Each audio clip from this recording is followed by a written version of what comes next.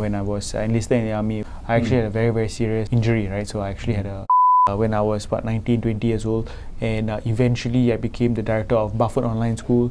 I got to travel the world to speak alongside legends like. One of the biggest missions that I have is to create this largest community of givers in the world.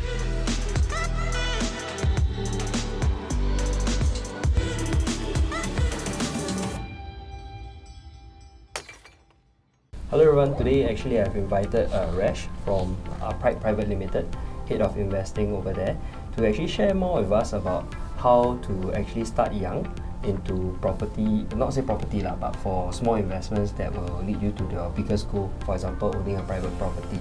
Yeah, let's welcome Resh on board. Thank you very much, Randall. It's good to have you. It's good to be on the show, and I can't wait to add some value to your audience. Yeah, thank you. Yeah. So actually this is a Ask the Experts series, so usually if you would like to find out more about other topics as well, do subscribe to my channel and hit the like button to let more people find out about this content as well. So let us start by understanding a little bit more onto why you actually started doing like teaching people on investments and all. Maybe you can share more with our audience as well. Sure. So I started my investing journey very, very early. I started when I was only 18. I think that was one of the best decisions I made in my life. Gave me a huge head start. And one thing that a lot of people always tell me when I'm coaching them is how I wish I could start when I was earlier. So I started at the earliest possible time. Right, so I'm very, very thankful for that, and that has given me a lot more options as I grew older as well, right? So why I started like sharing this knowledge was for a very simple reason. I realized that I learned better when I was able to teach, right? When you're able to share your knowledge with others in a simple, concise manner, you learn a lot better as well, right? So whatever I was learning, I was trying to learn it to absorb so I can actually teach, right? And sometimes when you are learning something for the purpose of actually sharing and passing down to somebody else, it becomes a lot more fulfilling as well. Right, so I started sharing my information with my friends back then, just in a small room, gathering a bunch of my friends and just sharing my knowledge, and from there the entire thing actually grew, man. So that's how I actually started way back when I was about 19 years old or so. So also I'd like to find out more is like, because you mentioned you started young, so in a way it's like considered a little bit like paying forward lah, that you thought of, so that you can actually enhance your learning as well. Yes, absolutely. I think that's something very interesting, because many people that want to do investments, they will actually hide in one corner to actually do it themselves. Yeah. So you took the route of educating your friends, thus learning much better. Absolutely. That's exactly the entire journey, right? So I learned to share so that I can help other people as well as myself as well.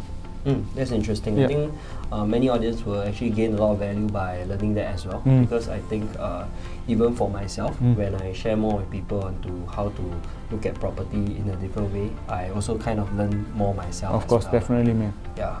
So the thing is that, is there any, like, when you started your journey, is there any struggles that you face along this journey of sharing with your friends and all that? Maybe you can share with us about? Yeah, for sure. So in terms of challenges, I've had a lot of challenges, obviously, right? So one of the main challenges being, obviously I started this teaching journey when I was actually quite young, right? So like, what do you know when you're so young? What experience do you actually have, kind of thing, right? So there was always this fear of going out to actually just share this information.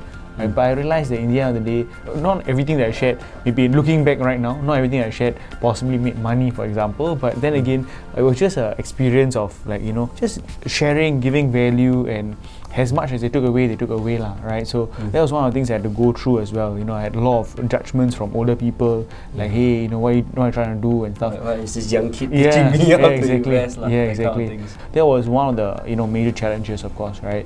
And definitely one of the challenges when you're starting out when you're starting out with not a lot of money, is that you don't have a lot of capital to start with as well, right? Yeah, correct.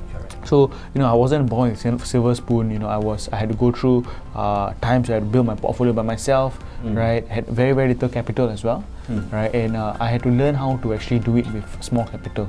That was a very, very interesting journey, because I've experienced what it is like to have very, very little money, to grow it to a 5-figure, 6-figure, and now to actually manage a 7-figure portfolio of assets. Because I think many of the audience also would like to be inspired lah, because generally is that even if they are starting their own journey into their careers, like they are always planning for a bigger goal. So for whatever you shared earlier about the starting small and all that, I guess this will help them learn more as well. For sure. So I think many of us will take away is like, the biggest takeaway that I have for that part is like, you should start somewhere. And the end goal must be in mind. Like not like doing, like thinking of the big goal and thinking like, I just straight away want to jump to that. I think that's the hardest thing to look at. It's always looking at the small wins. Yeah, for sure. So I always say, start small, dream big, and start small, dream big, but take that first step. Having baby steps is very important. If you agree with that point, do hit the like button as well. And one thing next that I also wanted to understand is that I also read somewhere, or even you mentioned to me before, that at a very young age you actually had something like a stroke and all. Actually, how that perspective in life changed your life? Yeah, so this actually happened when I was actually enlisted in the army, right? So when I was enlisting in the army, when I was in Tekong, I actually had a very, very serious injury, right? So I actually had a stroke, right? But this was I had my entire left side of my body actually paralyzed, and then from there I was actually downgraded to PES E9 L9. Oh, that's very bad. Yeah, exactly, right? From a PES combat fit to all the way down, and it was a very, very tough time in my life, because at that point in my life, all I wanted to do was nothing to do with investing, right? All I wanted to do was actually I wanted to sign on.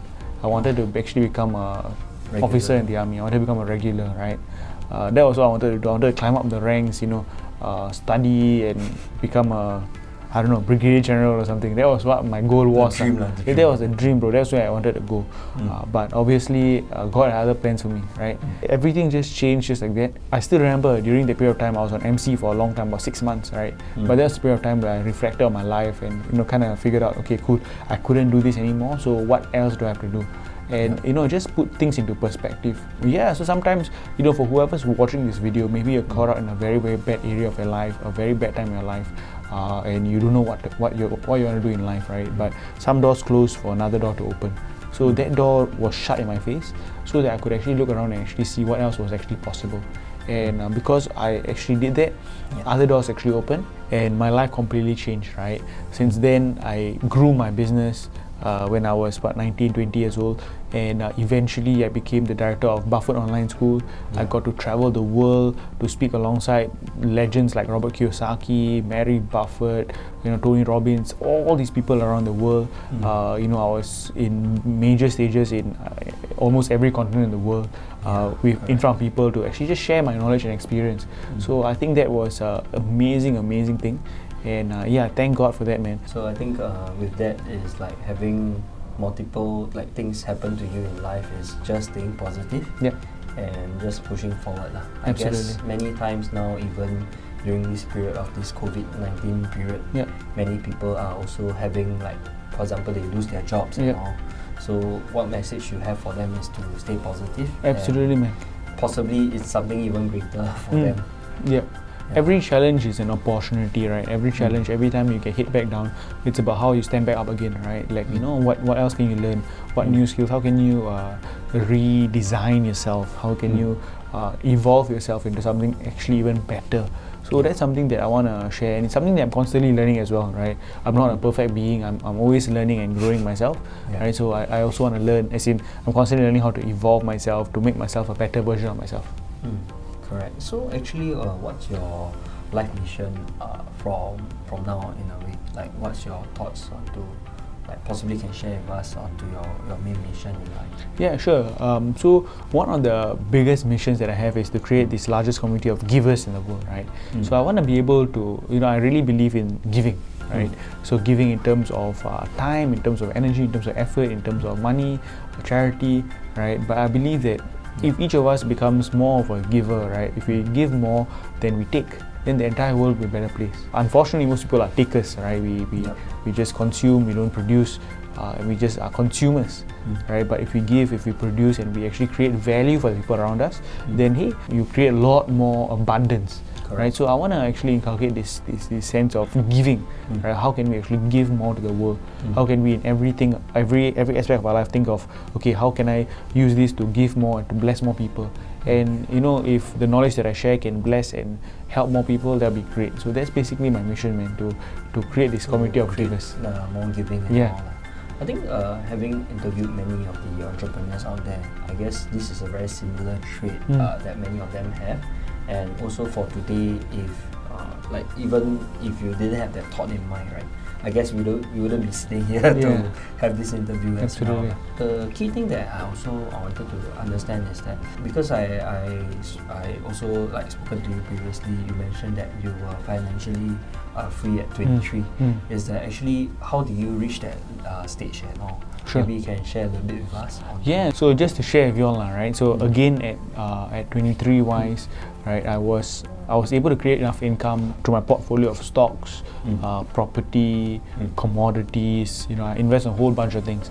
So my entire thing was, when I was since army, all I did was I put money aside every single month, right? Like without fail. When I was in the national service, I put aside up to 90% of my income into investing, and I just kept doing that. I was very, very, very frugal with what I had, and I put every single cent, and I used that money and I compounded it to actually start investing in, to grow my wealth, to grow my stocks, to grow my, to start investing in properties, to start investing in, overseas properties as well, to bring me more rental income. Right, so like from there, my amount of dividend income that I was making, income from trading, from options, from my rental incomes and all that was far more than my expenses. So that is basically what I was actually able to achieve. But of course, in different stages of our life, things also change and evolve as well, right? So that was when I was younger. You know, right now I'm a dad. You know, things have changed a lot as well. I guess there's a new journey for you. Yeah, exactly. It's a new journey. Right now, it's about restarting the journey to make sure I can achieve that for my son. Right, to create a legacy, because after a while, initially when I was younger, it was just about me, right? Correct. Just about me, nothing else to worry about. But right now, it's about creating that freedom for the family. So it's a higher goal, but a different mission. Yeah, it's a different mission now. I think this is very interesting because I would say, in a way, your stroke is kind of your rebirth. Yes, it was. And without that, possibly even maybe by the time if you didn't have that path, I think by 23 you wouldn't have financial freedom. No way. Definitely not, man. Definitely not. It just gave me a whole new perspective of how I wanted to hustle, how I wanted to live my life. And you know, I met new people. I went out of my comfort zone. I met new people, and these new people gave me new opportunities, and that's what really changed everything for me.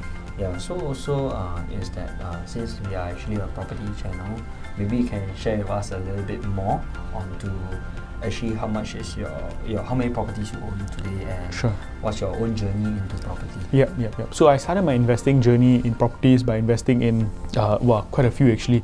Okay, the ones we currently have, my first one I actually bought was in the United Kingdom. I started buying properties in Manchester, right? This is a service office, right? Yep. Yeah, so it's a service office where I just get rental income, which actually comes in every time. So that was actually an interesting journey, learning to deal with overseas properties, dealing with agents. I never really went into property before, but I had to deal with agents, I had to deal with the tenants and all that stuff. So that was actually a okay journey. That was pretty interesting. It didn't require a lot of capital outlay, right? Because it was just mainly for investment, and it's a freehold, and I'm always receiving quarterly checks, right? So that's actually pretty good. It's been so far so good of a journey, right? And then I started investing also in US properties for the purpose of buying and flipping properties, right? Okay. And I was kind of lucky. Why? Because last year, if you're watching, I don't know when you're watching this video, but in 2020 it was a fabulous year for investing. Correct. Property prices went up like crazy. Stock prices had the best year ever in history of time. Right, it was insane, right? But it was the worst year ever because it was COVID. But then again, in the investment world, it was just the opposite. Yeah, right. Correct. So property prices boom. I think all across the world. Yes. So US prices actually went through the roof, right? So I had a lot of properties which I was able to buy and flip as well, which was fantastic. I sold out for some really decent profit. And and then I also purchased my first private property, land property in Singapore. last you year. took a different route than Yeah. many people, I guess. Yes, I took a different route. So I went for landed property, and I basically purchased that last year. So it was quite a journey, and a lot of lessons to learn, right? So the property that I bought was mainly for like homestay, right? It was mainly for homestay. So many different lessons that I learned in actually purchasing my first property. Yeah. Correct. I think even for many of the viewers out there is that even wherever they are today, like their first property is always the hardest decision. Yep. And taking the first step, like you mentioned, the baby steps to do it, I think it helped you to actually make the future decisions as well. Yeah. I think if I were to give some advice, right, to like new people with regards to buying, right, I think it's very, very important that you actually find a trusted friend, right, like, hey, right, like, go and find like a person like Randall, for example, somebody you trust, a property advisor, right, not just a sales agent, but a property advisor, right, who can actually advise you based on your financials, just to be open, just to share like what it is really, what it really takes to actually own a property. I think it's very, very important because it's not just buying a house, right? There's so many more things. So many other things that comes along the way. Yeah, exactly. That affects as well. Absolutely. It's not just that house, right? It's also looking like 10 years, 20 years in advance to actually build your property plan, right? Like how do you want to actually upgrade your life, and how do you actually want to expand your properties? Because properties can give you that freedom that you want eventually, right? Or if you make a wrong move, it can really drag you quite badly, Yeah, exactly. Absolutely, man. So it's very, very important to go and find a good property advisor who can really advise you and not just want to like sell you a property. Yeah, I think it's super, super important. So do consider that, and make sure you think before you act. Correct. And I think, like you mentioned earlier, is that it's also very important to have a plan. Because absolutely. if you don't have a plan, like you don't have a goal, you just whatever money you have earned, you spend it all the way. Like in terms of the message that we can leave behind with all the audiences is to plan things more systematically. Yes. Like even taking baby steps. Like for example, like they can buy their BTO and they can take your advice as well to invest in, for example, a stock or whichever, but plan in the long run. Yes. Then in the future with that capital they can upgrade even further. Absolutely, for sure. I think that's something that is very important. So I guess we have come to the end of the interview already. So if you'd like to find out more about this Ask the Experts series, you can actually hit the like button and also subscribe to my channel and hit the notifications bell to get notified for more videos like this. And I'd like to thank our guest, Resh, to actually be very honest to share with us his story as well. Thank you very much, everyone.